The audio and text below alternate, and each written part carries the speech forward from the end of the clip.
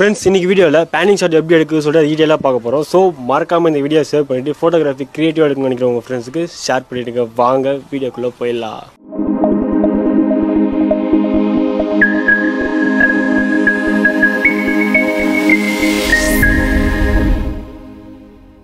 First நம்ம பேனிங் shot எடுக்கிறதுக்கு என்னென்ன தேவைப்படும் சொல்கிறேன். ஃபஸ்ட்டு லென்சஸ் 50mm 70mm அதுக்கு மேலே இருந்தால் ஓகே.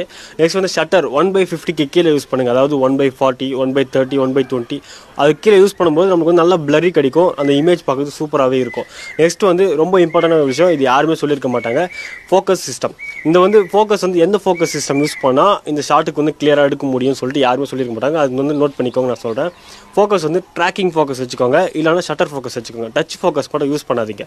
ஏன்னா நீங்கள் வந்து ஒரு மூமெண்ட்டுக்கும் நீங்கள் டச் பண்ணி எடுக்கும்போது உங்களால் கரெக்டாக எடுக்க முடியாது. ஸோ ட்ராக்கிங் ஃபோக்கஸ் யூஸ் பண்ணாலும் சரி, ஷட்டர் ஃபோக்கஸ் யூஸ் பண்ணாலும் சரி, உங்களால் கிளியராக எடுக்க முடியும். இப்போது அந்த பேனிங் ஷாட் எப்படி எடுக்குதுன்னு சொல்லிட்டு பார்க்கலாம். இப்போ ஒரு சப்ஜெக்ட் அங்கேருந்து வராங்க, நீங்கள் இங்கேருந்து ஃபோட்டோ எடுக்கிறீங்க, ஓகேங்களா? உங்களுடைய ஃப்ரேம் வந்து இந்த இடத்துல ஃபிட் பண்ணுறீங்க. இதுதான் என் ஃப்ரேம், அந்த சப்ஜெக்ட் இங்கே வந்து நான் வந்து கிளிக் பண்ணணும்னு சொல்லிட்டு ஒரு மைண்ட் ஒரு ஐடியா வச்சிருக்கீங்க. அந்த சப்ஜெக்ட் அங்கே வரும்போது நீங்கள் வந்து ஷட்டர் ஃபோக்கஸ் இல்லைனா ட்ராக்கிங் ஃபோக்கஸ் ஏதாச்சும் வச்சுக்கோங்க. அங்கேருந்து நீங்கள் ட்ராக் பண்ணிகிட்டே வரீங்க. ட்ராக் பண்ணிகிட்டே வரும்போது சப்ஜெக்ட் இங்கே வராங்க, இங்கே வந்தோடனே நீங்கள் வந்து கிளிக் பண்ணுறீங்க. இது மாதிரி தான் எடுக்கணும். பட் நீங்கள் வந்து கண்டினியூஸ் ஷாட்ஸ்னு யூஸ் பண்ணலாம். நீங்கள் அங்கேருந்து வரும்போது நீங்கள் கிளிக் பண்ணிகிட்டே வந்துட்டு உங்களுக்கு வந்து எந்த இடத்துல எந்த ஃப்ரேம் நல்லா இருக்கோ செட் ஆகுதோ அது நீங்கள் வந்து எடுத்துக்கலாம். ஃப்ரெண்ட்ஸ், இப்போ வந்து இந்த பேனிங் ஷாட் எப்படி எடுக்குன்னு சொல்லிட்டு தெளிவாக புரிஞ்சிருக்கும்.